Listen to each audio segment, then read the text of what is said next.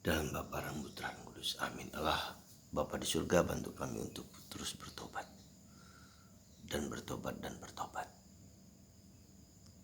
Karena itulah jalan menuju keselamatan. Bantu kami ya Bapa untuk sungguh-sungguh mengalami pertobatan sejati. Terpujilah namamu kini dan sepanjang segala masa. Amin. Saudara, hari-hari ini kita diajak oleh Yesus untuk bertobat. Dan hari ini ajakan Yesus adalah ajakan yang serius. Kalau kamu tidak bertobat, maka kamu akan mati seperti kecelakaan yang terjadi di beberapa tempat.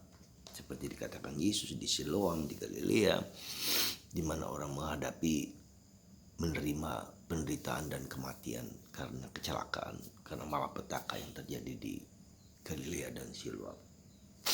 Atau boleh kita katakan seperti drama yang terjadi di Kanjuruhan, 130-an orang meninggal karena desak-desakan, juga karena air mata dalam pertandingan sepak bola di Malang Selatan itu, di Kepanjen.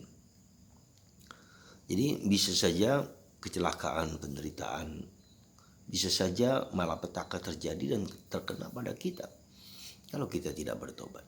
Dan itulah yang dikatakan Yesus, kalau kamu tidak bertobat, kamu akan mengalami penderitaan dan kematian yang mengerikan seperti yang terjadi di beberapa tempat yang dikatakan tersebut. Sebetulnya kata-kata ini sangat keras dan pedas dan tajam. Mengapa harus dikatakan demikian? Supaya mungkin kita dibuat lebih sadar. Karena pertobatan itu bukan sesuatu yang gampang, yang mudah, yang sederhana, tetapi membutuhkan suatu keseriusan, suatu kedalaman, suatu keinginan, suatu kerinduan untuk mengubah hidup kita yang boleh dikatakan hidup yang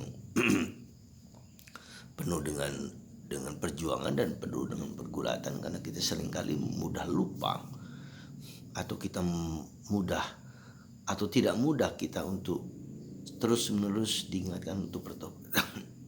Itulah saudaraku terkasih dalam Kristus. Apa yang sebetulnya perlu kita sadari dalam hal pertobatan? Pertama, harus disadari bahwa pertobatan itu adalah suatu permohonan, suatu tindakan dari Allah, ya. Seperti kalau misal kita mau jujur, mau sungguh-sungguh merasakannya, adalah seperti Petrus, seperti Paulus. Jadi Tuhan yang mengubah hidup kita, memanggil kita, yang membuat hidup kita menjadi kembali kepada Tuhan, gitu loh. Sebab kalau dikatakan ayo bertobat, ayo berbuat baik, itu akan tidak mudah, gitu loh. Nah, tetapi dua hal itu tetap harus kita sadari dengan baik-baik.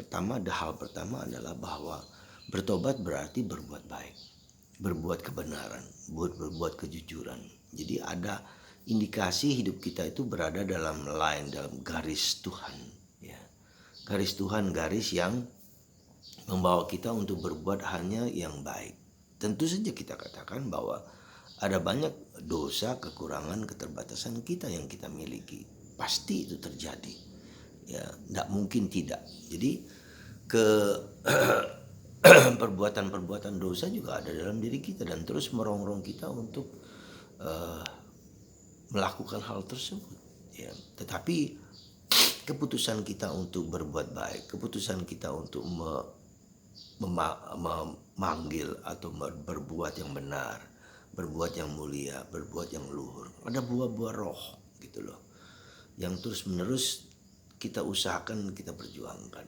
Ada buat-buatan roh baik, ada buah-buah Roh Kudus. Nah, itu jadi satu sisi kita tahu bahwa Tuhan itu berbuat yang untuk menobatkan diri kita adalah anugerah dari Dia, tetapi juga dari sisi kita adalah sisi di mana kita mau berbuat baik, gitu loh, berbuat yang benar, berbuat yang mulia, berbuat yang luhur, berbuat yang indah. Nah, itu jadi tanda-tanda positivisme di dalam diri kita itu ada, gitu loh. Nah, tentu saja kita mengharap Tuhan bantu kami untuk berbuat baik. Jadi kita mohon, ya, sekali lagi kita mohon, Tuhan bantu aku, bantu diriku untuk berbuat baik, ya, untuk bertobat, untuk melakukan apa yang semestinya saya lakukan sebagai orang yang dipanggil Tuhan. Nah, perbuatan baik itu artinya juga bahwa kita berada dalam garis Tuhan. Misalnya kita berdoa rosario, kita berdoa setiap hari, kita rajin ekaristi, kita rajin melakukan kegiatan-kegiatan rohani supaya kita dapat dan mampu, ya, dapat dan mampu untuk melakukan apa yang lebih baik dari diri kita. Jadi itu yang ukurannya bahwa hidup kita itu adalah hidup yang bertobat. Itu adalah indikasi-indikasi di mana sikap perbuatan kita itu berada dalam jalur Tuhan, ya, jalur hidup dalam roh, buah-buah roh, ya. Itu yang harus menjadi pegangan kita yang pertama dan terutama. Nah, tentu saja di sisi lain bahwa kita mohon rahmat pertobatan, Tuhan sendiri yang berinisiatif, yang mengubah hidup kita secara total, ya. Jadi ada permohonan, ada harapan, Tuhan bantu aku untuk menjadi lebih daripada yang sekarang ini kulakukan. Semoga dua sisi ini tetap kita jalankan. Sisi pertama adalah bahwa kita berada dalam garis kebaikan, buah-buah roh. Tapi sisi lain adalah saya mohon terus-menerus supaya pertobatan kita itu pertobatan yang sungguh-sungguh, pertobatan yang berada dalam garis Tuhan. Semoga Anda dan saya diberkati terus-menerus melakukan hal-hal yang positif, hal-hal rohani untuk supaya kita tetap berada dalam jalur Tuhan. Tuhan memberkati Anda dan kita semua dalam nama Bapa dan Putra